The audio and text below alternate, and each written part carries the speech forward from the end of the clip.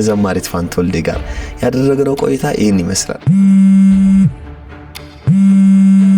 በሌላ እንግዳ እስከምንገናኝ ቸርን ሰንብት።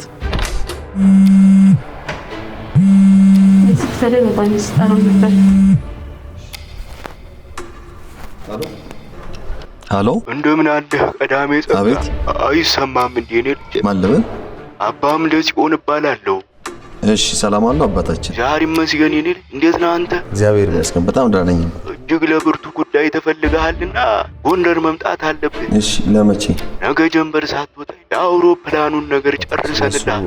መርሃ ግብር አለኝ ማለት እዚህ እጅግ ብርቱ ጉዳይ ነው። እኔ የስቱዲዮም ስራዎች ተደራራቢ ስራዎች አሉብኝና እንደው በእግዚአብሔር ይሁንብህ። የእግዚአብሔር ጥሪ ነው። ኧረ አባታችን እንደዛ አያስፈልግም እኮ። እኔ በማለዳ እዛው መጥቼ እቀበልሃለሁ። ከዛ ወደ ስፍራው ራሴ እየመራው ወስድሃለሁ። እስቲ ልሞክር ምናልባት ከቻልኩኝ። ግን በጣም ተደራራቢ ስራዎች አሉ እዚህም የያዝናቸው የቀረጻ ስኬጁሎች ስላሉ እጠብቅሃለሁ። እኔ አደራ አደራ ልጄ። ኧረ ምንም አባታችን እንዴ እስቲ አሳውቆታለሁ። እሺ አደራ ልጄ። እሺ ደህና ዋል። እሺ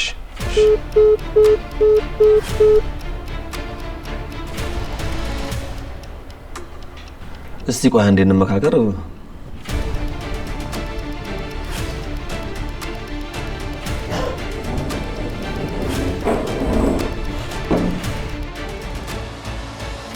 ነገ በጠዋት ወደ ጎንደር መሄድ ሳይኖርብኝ አይቀርም። በዚህ ሰዓት ስራዎቻችን አሉ። በዛ ላይ በሂሳብ ጎንደር እንዴት ይኬዳል? ነገርኳቸው፣ ምንም ሊረዱኝ አልቻሉም። አባቶቹ ምክንያት ይሆናል። ስራዎቻችን እንዴት ነው የምትሉት? ግድ ይላችሁ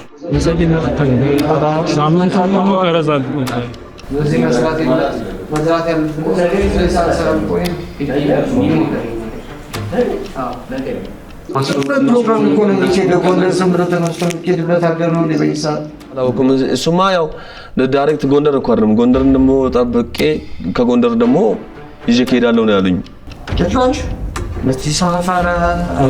ቢያንስ ለማስተካከል እንኳን ጊዜ ብለን መሄድማ አለብን። የአባቶች ተዳር እንዴ? እስቲ ለማንኛውም እስቲ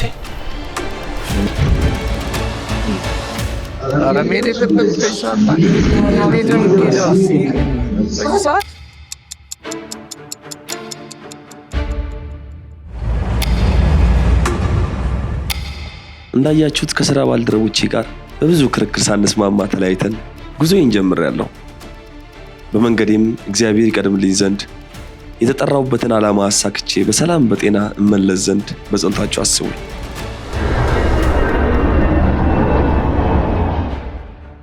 አባቶቼ ጥሪ ያቀረቡት ለኔ ብቻ እንዳልሆነ የተረዳሁት ሌሎች አገልጋይ ወንድሞቼና እህቶቼን ሳገኝ ነው። ጉዞ እንደቀጠለ ነው። ጥንታዊቷ ከተማ ጎንደር ደርሰናል። ጎንደር ከተማ ከአዲስ አበባ በ740 ኪሎ ሜትር ርቀት ላይ ትገኛለች። አሁንም ጉዟችንን ሳንቀጥል አንቀርም። ከጎንደር ከተማ ወደ 130 ኪሎ ሜትር ያክል ርቀት ወደሚገኘው ወደ አንድ ገዳም እንጓዛለን። እስቲ አብራችሁኝ ተጓዙ። ከብዙ ጉጉትና ናፍቆት በኋላ የተጠራንበት ዓላማ በጥቂቱ እየተገለጠልኝ ነው። ያው እንግዲህ አሁን እየተጓዝን ነው። ፒስታ ላይ ነው ያለው ቦታ። ወደ ውስጥ ብዙ ያስኬዳል። ደርሰን ደግሞ እናየዋለን። እኔ ራሴ ለማየት ጓጉቻለሁ ለመናገር። አሁንም ደግሞ ጉዟችንን እንቀጥላለን። እጅግ ደስ የሚል ጉዞን እያደረግን ያለ ነው። ስለዚህ አሁንም አብሮነታችሁ ከኛ ጋር ይሁን።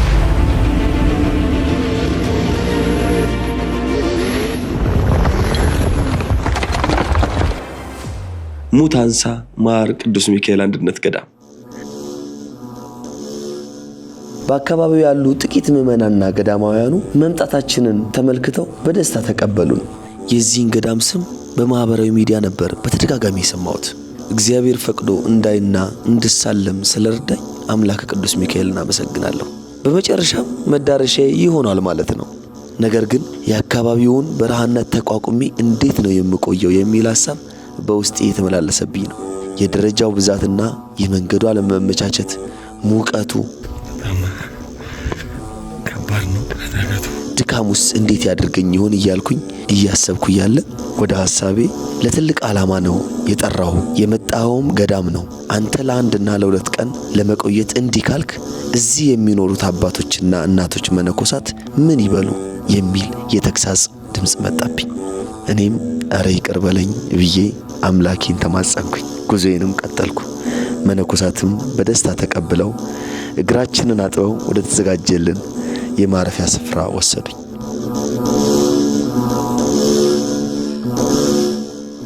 የመጣንበት የጥርጊያ መንገድ ስለነበረ ትንሽ ድካም ቢጤ ስለተሰማኝ ወደ ማረፊያዬ በቶሎ ገባሁ። ማረፊያችን ይሄ ነው እንግዲህ ተመስገን።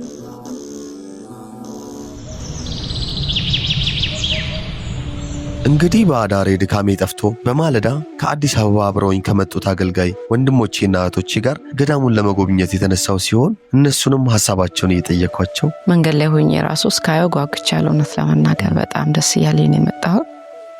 ቦታው በጣም በረሃማ ነው። በአካባቢው ደግሞ መሰረተ ልማቶች ተሰርተዋል።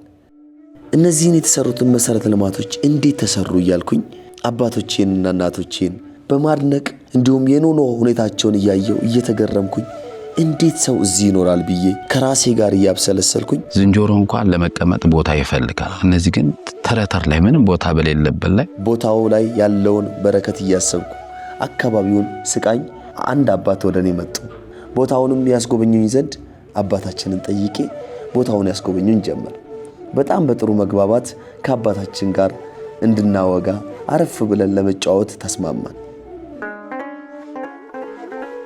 ገዳሙ ረጅም ጊዜ ቆይቷል። ምን ያክል ጊዜ ነው? ጸበል ከወጣ ወደ 17 ዓመት ነው።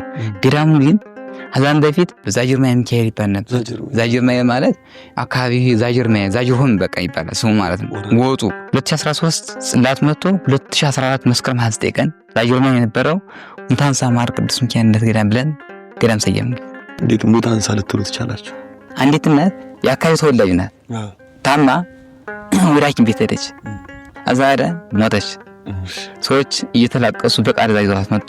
ቅዱስ ሚካኤል የወር ባለቤት እኮ ነህ፣ የማዳም ባለቤት እኮ ነህ። ያንን እንዲያደርጉ ያደረጋቸው እንግዲህ አምላክ ነው። እንግዲህ መንፈስ ቅዱስ እየቀሰቀሳቸው ነው። ያንን ጸበል አምጥቶ ርዕሰውን አስከሬን ሲረጫት ሰሌኗ ተንቀሳቀሰ። ዛም በፊት የነበራቸው ልቅሶ ያዘን ነበር። ዛ ስትነሳላችሁ ደግሞ የደስታ ልቅሶ ለቅሶ በተመስጦ ማለት ነው። ሙታንሳ አለት ሰየም ማርስ ምናልባት ትርጉም ይኖረው ሚካኤል ራሱ ማር ነው። እውነት ዛን ተጨማሪ ደግሞ ማር የተባለው ደግሞ ድሮ ዋሻውን የወታደር መዋጊያ ነበር። የወታደር ሽሽግ ነበር። ጸበል ሳይኖር ማለት ነው። እግዚአብሔር ድና ፈቅዶ ጸበል ሲያወጣው ማር ማላውጣ ላይ መቼ እንደተቀመጠ 1000 ዓመት ሲኖር 100 ዓመት ሲኖር 50 ዓመት ሲኖር መቼ እንደተቀመጠ የዚህ ምስጢር የሚያውቀው የለም። ምን ሲባል ነበር? ሙታንሳ ማር ቅዱስ ሚካኤል፣ ሙታንሳ ማር ቅዱስ ሚካኤል የማር መስል አለበት ማለት ነው። እንዳንቆርጠው ምስል አልተሰራለም ነበር። 2015 ላይ ለአንድ አባት በራይ ታየና የማረ ጊዜ ደርሷል፣ ቆርጥልኝ ማረን ቆርጥልኝ ሁሉ አበራበት ነው፣ ዓለምን ልፈውስበት ነው፣ እንዲህ ድቁስ ቦታዬን ማስታወቁ በማር ነው ብሎ ቅዱስ ሚካኤል ለአንድ አባት በራይ ታየ። ደወሉልኝ። ከተማ ያለው አጋጣሚ ጎንደር ነበር። አባም እንደዚህ ሆነ የምስራች ሲል አራም ልትነስ ስላቸው ቅዱስ ሚካኤል ለአንድ አባት በራይ ታይቶ ይቆረጥልናል። እንዴት ይቆረጣል? አረማይ ሰው ፈልጉ። ሰዎችን የሚመጣቸው በከተማ ነው። ማን እንደሆነ አይታወቅም። ሲል እኔም በደስታ በቃ ወሬ እንደነገሩኝ ነው። ወሬው ባለሙያ ያስፈልግ 6 ባለሙያ ያገኛል። ሜትሩ ወደ 20 ሜትር በላይ ሆነ ርቀቱ። አዎ ርቀቱ ከምድር ለዋሻው ማለት ነው። ግን ማድረግ አለብን አሉ። 5 ድንብል 8 ማገር ከከተማ አስመጡባቸው ያስመጡላቸው። አንዱን ድንብል አጅተከሉት ሰደሩት፣ አጠረባቸው፣ አወረዱት፣ በሽምልቅ ቀጠሉት። የቀጠሉት ሲለቁት ገባላቸው። ያው እንግዲህ እንደምታዩት ያን መሰላሉ የማሩ መቆረጫ መሰላሉ ማሩ የተቆረጠው በ2014 ጥቅምት 24 ቀን የተክለ ሃይማኖት ነው። ቀጥታው ወደ ማሩ ተቆረጠ። አንድ ልጅ የአስኮላ ተማሪ 12ኛ ክፍል ነው። ለ7 ዓመታት ያህል ሆድ ተነፍቶ ነበር። ሙታንሳ ማር ቅዱስ ሚካኤል ማርኮ ተቆረጠ። ሰው ሲልቁት መጣና አባም እንደዚህ ሆነ፣ ይሄ ማርኮ ተቆረጠ፣ እስቲ እንዲያው ወይ ድነቴን ወይ ሞቴን ብሎ በጣም ሮታልና በሽታ ይኖር ልጅ ነውና ከጅ ጣል ሳርግለት ጥምስ እንዳደረገ ፊቱ ተቆጣ። አረምና ስለ የበለዋት ማራራ ሆድ ባህሪና ጠበሰችኛ ወይ ያለ ለካ እየሰራልን ነው እሱ ያፈረሰልን ጠዋቱ 12 ሰዓት ቅዱስ ሚካኤል በሽቅ አንድ ሻኔ ሞላ ጉበትና ደም የረጋደን ተቆረደን አውጥቷል። እልል እያለ ቅዱስ ሚካኤል እያመሰገነ ምስክርነት እየሰጠ ዛሬ ያው ትምህርቱን እየቀጠለ ዩኒቨርሲቲ ውስጥ ይገኛል ማለት ነው። አንዴ ነው ሲቀጣ እንዴት እናት ባህር ዳር ላይ እጢ ይባላል ኪንታሮች ይባላል። ነገር ግን ለብዙ ዓመታት ታመት ኖር ነበር። ማሩን አንጣሌ ላይ ጄታታክ እንደበላች ሙጥንኩን ያለች መጨረሻ ላይ ወያሌ 3 ኪሎ ሆነ በቁልቁል ያወጣል። ብዙዎችን ፈውሷል።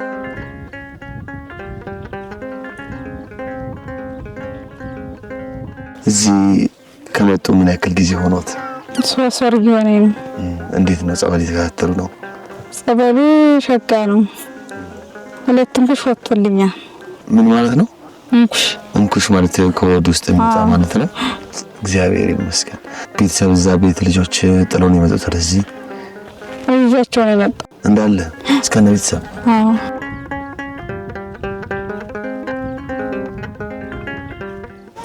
እንዴት ነህ? ሰላም ነው ወይ? ሰላም ነው። ከመጣ ቆየህ እዚህ? እኔ ነኝ አዲስ ሚስቴና ልጆች ሰንብተዋል። ነው እንዴ? እንዴት ነው ያለው ያ እንትኑ አካባቢ? እንደው አንተስ እንዴት አየኸው? አረ ዝሮ ቦታው ስለጤንነት ተሮጅ ቦታው አስቸጋሪና እንደዚህ እንደሆነ ታወቀ ነው። እስካሁን ባለመታወቁና ዝም ብሎ ቆይቷል። ይሄ መሻችላትና መደራጀት የሚያስፈልገው እዚህ ውስጥ ነው እንግዲህ እናት አባት ልጆች ሆኖ እዚች ውስጥ ነው ማለት ነው የሚመጡት ለጸበል ለመጠመቅ ማለት ነው። በጣም ያስገርማል።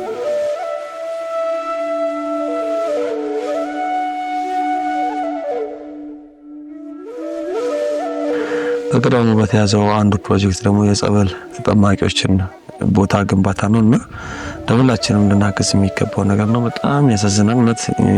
እነዚህም እናቶቻችን አባቶቻችን በዚህ አይነት ኑሮ ላይ ያሉትና ልናግዛቸው ልንደግፋቸው ይገባል የሚለው መልእክቴ ነው።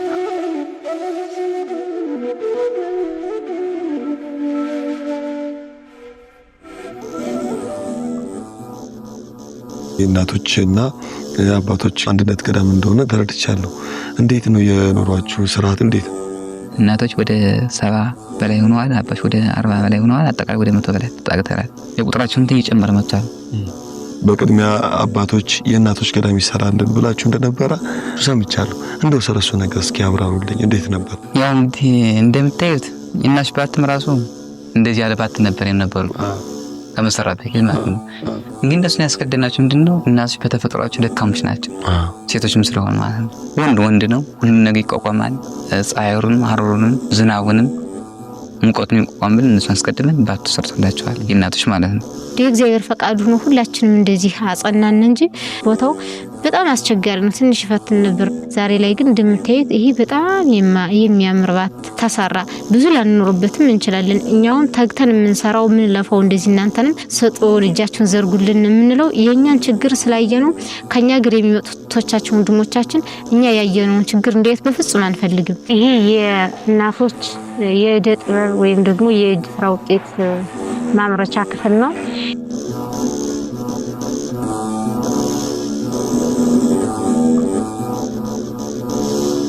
እግዚአብሔር ይመስገን ህዝበ ክርስቲያኑ ባደረገው በጎ አድራጎት ባደረገው መልካምነት ባደረገው ሩሩነት ከ100% 90% የእናቶች ተሟላ ማለት ይቻላል። የአባቶች ምን ይመስላል? አሁን የአባሽ ባት እኔ ይመስላል አገዳ በተፈጥሮ መቼም ለምሳሌና ለስሙ እናለበስነበት እንጂ ዝናብ አቆም ወፍራም ስለሆነ ማለት ነው። ሳር ነበር ልጥቅጥና ታፈላለች። ከአንድ ባታች የሚኖሩት እንግዲህ 6 አባቶች ናቸው። እዚች ውስጥ አስፈንዱስ ማለት ነው። አንዱ ተቀምጦ አንዱ ተኝቶ በተራ የሚተኝት እዛ በላይ በዚህ ጎርፍ ይገባል። ቤቱ ገደላማ ከመሆኑ የተነሳ እንደዚህ ጎርፉ ስለሚገባበት መደብ እንትበላል። ምኝታችን ሀዛች ላይ ሞልቷል፣ ከታችን ሞልቷል። መቀመጫ የለም። እዛ ሀደጅ ላይ ቁጭ ብለን እንደበደባለን ዝናቡን እስኪያልቅ ድረስ እና በጣም አስቸጋሪ አሰቃቂ ሁኔታ ላይ ነው የነበረው።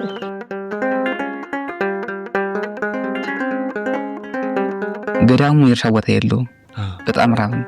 እኔ ያው ገዳማ ፈምር ነው እየነገራቸዋለሁ። ግን ነጋዴ ሄጄ አንድ ኩንታል ያበድሩኛል በቀሉ ያችን አምጥተን አሪፍ አንፎ እናደርጋታለን።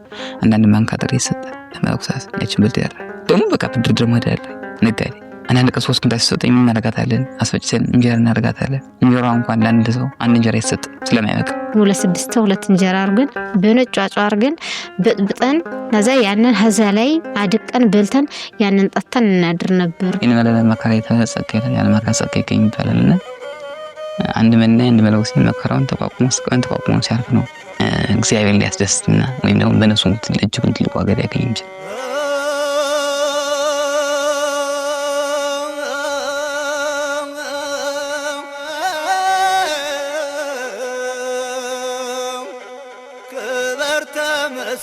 የገዳማውያኑ የህይወት ሁኔታ የሚታይ ነው። የሰው ልጅ በዚህ አካባቢ ለመቆየት የእግዚአብሔር ፈቃድና ትእዛዝ ሲሆንለት መሆኑን ያሳያል። አባት እናቶቻችን ታግሰው በመኖር እግዚአብሔርን እያገለገሉ ነው።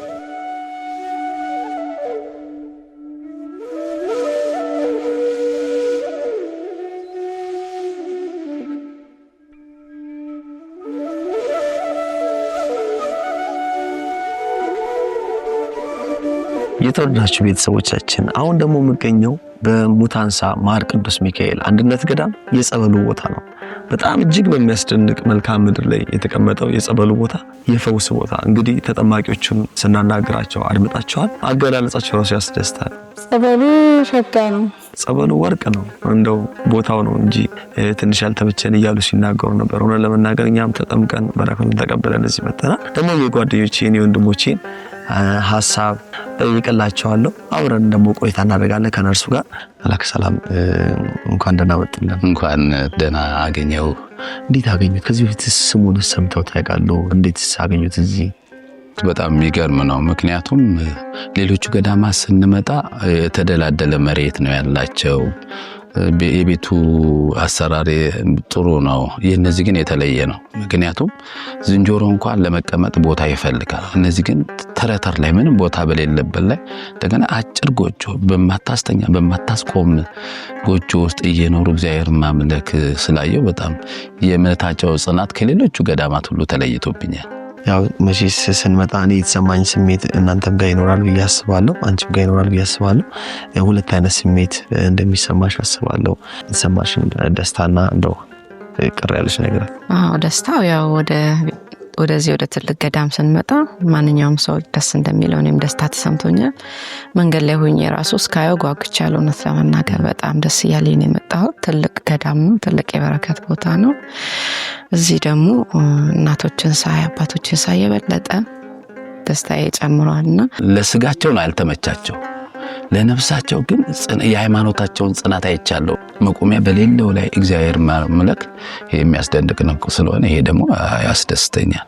አዎ እውነት ለመናገር በመንፈሳዊ ሂደቱ ባለው ነገር ለኛም ለነፍሳችን እርካታ ደስ የሚል ነገር ባገኝም በሌላው በኩል ደግሞ አዝኛለሁ።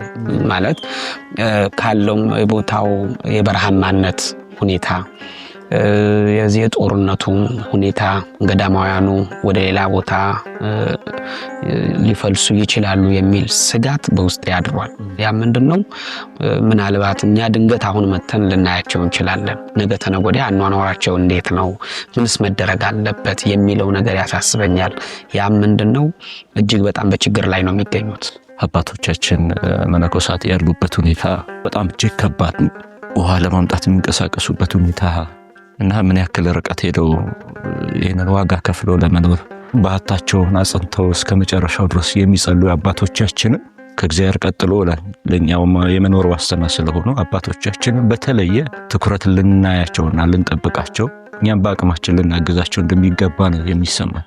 ብዙ ችግር አለ፣ የውሃ ችግር አለ፣ ብዙ ያው የሚታይ ነገር ነው። በሚያሳዝን ሁኔታ ለሀገር ለህዝብ ለቤተ ክርስቲያን የሚጸልዩ አባቶች እናቶች ያላቸው የማረፊያቸው ስፍራ ስንመለከተው እጅግ በሚያሳዝን ሁኔታ ነው ያለውና እነዚህ ስለ ሀገር ስለ መላው ዓለም የሚጸልዩ አባቶችና እናቶች በመሰረታዊነት የሚያስፈልጋቸው ነገሮች በጥሩ ሁኔታ ቢሟላ መላው ህዝበ ክርስቲያን በዚህ ላይ ቢረባረብ እጅግ በጣም ደስ ይለኛል። እናቶች አባቶች የሚኖሩት ሁኔታ ኑሯቸው የሚያሳዝን ነው። ባህታቸው የሚያሳዝን ነው። አኗኗራቸው የሚያሳዝን ነው። ብዙ ልፋት ድካም ያለበት ኑሮ ህይወት ነው የሚገፉት እና ይሄንን ነገር እንደው ተጋግዘን ክርስቲያኑም አብሮን አንድ ላይ ሆኖ የሚቀረፍላቸው ነገር ቢመቻች በእግዚአብሔር ስም ጠይቃለሁ። በጣም ቦታው ተራራማ ነው። የፀሐይ ግለት አለው። ውጣ ውረዱ በጣም ብዙ ነው። ያም ሆኖ ግን መነኮሳቱ ጸንተው በቦታው ላይ እግዚአብሔርን ሲያገለግሉ እግዚአብሔርን ሲያመሰግኑ እናያለን። በመከራ ውስጥ ሆነው ሁሌም ተመስገን እያሉ እያየናቸው ነውና ለኛ በጣም እነሱ ትምህርት ቤቶቻችን ናቸው። በእውነት የጽናት አባቶች እናቶች ናቸው። በጣም መልካም። ምናልባት ለህዝበ ክርስቲያኑ የሚያስተላልፉት መልእክት ካለ እኮ ለህዝበ ክርስቲያኑ ለኢትዮጵያ ኦርቶዶክስ ተዋሕዶ በዓለም ላሉ ለኤርትራውያንም ለኢትዮጵያውያንም ለዚህ እምነት ተከታዮች ማስተላልፈው ይህ ገዳም ሙት የሚያነሳ ነው። ከስሙ እንደሰማነው በማሩ ይፈውሳል፣ የታመሙ ይፈውሳልና ሁሉም ይሄን ገዳም መጥቶ እንዲያይ አንደኛ፣ ሁለተኛ ደግሞ የእናቶች እንዳየነው የእናቶች ባት ተሰርቶ እንግዲህ ለመግባትም እየተጠባበቁ ነው። የአባቶች ባት ደግሞ ያቺው የድሮዋ ጎጆ ናት ያለችውና ህዝበ ክርስቲያኑ ከማየት አልፎ እስከሚመጣ ድረስ ይህንን የአባቶችን ገዳም እንዲሰራ ነው የማስተላልፈው መልእክት። ይህን ቪዲዮ ያየ ህዝበ ክርስቲያን በሀገር ውጭም ከሀገር ውስጥም ያሉ ኦርቶዶክሳውያን አንደኛ መጥተው ገዳሙ እንዲጎበኙ ከገዳሙ በረከት እንዲካፈሉ፣ ሁለተኛ ደግሞ እዚህ የሚኖሩት እናቶች አባቶችን በሚችሉት አቅም ቢረዷቸው ባግዟቸው አለም ቢሏቸው ተስፋ ይኖራቸዋል። ይሄ ወደፊት ትልቅ ገዳም ነው። የበለጠ ትልቅ ገዳም ሆኖ ሁሉም ሰው መጥቶ የሚጎበኘው ስፍራ እንዲሆን ሁላችንም በተቻለን አቅም ገዳሙን ምንረዳ በእግዚአብሔር ስም አሳስባለሁ። ያላዩት መጥተው እንዲያዩ፣ ታማሚም ካለ መጥቶ ጸበሉንም ማሩንም ይዞ እንዲሄድ እመክራለሁ። በመላው ዓለም እንደው ይሄንን መልእክት የሚሰሙ ውድ ኢትዮጵያ ኦርቶዶክስ ተዋሕዶ ቤተክርስቲያን ልጆች እንደው ለነዚህ አባቶች እገዛ ቢያደርጉ መነኮሳቱን ካለባቸው ችግር ቢያላቅቁ ደግሞ ይቻላል። ስንበዛ ጥቂት ነገር ብናደርግ ያቺ ጥቂት ነገር በርክታ በስታ ነው ብዙ ነገር መስራት የምትችለውና ውድ የቤተክርስቲያን ልጆች ኦርቶዶክሳውያን በዓለም ዙሪያ ሁሉ የምትገኙ በዚህ በረሃ እናቶችና አባቶቻችን ገዳማውያኑ ምንም ዓለምን ንቀው ዓለምን ጥለው የመነኑ ቢሆኑም ነገር ግን መሰረታዊ ነገሮቻቸው ሊሟሉ ይገባልና ቢያንስ የመጠጥ ውሃ እንደዚሁም ደግሞ ራሳቸውን ችለው ቤተክርስቲያንን የሚያገለግሉበት ዳግም እኛ ፊት ለልመና የማይቆሙበትን ለአንዴና ለመጨረሻ ጊዜ ያላሰለሰ ጥረት አድርገን ገዳማውያኑን ልንታደገው ይገባል ለማለት ወዳለሁ። በመላው ዓለም የምትገኙ ኦርቶዶክሳውያን ለሙታንሳ ማር ቅዱስ ሚካኤል አንድነት ገዳም እጃችሁን ዘርጉ።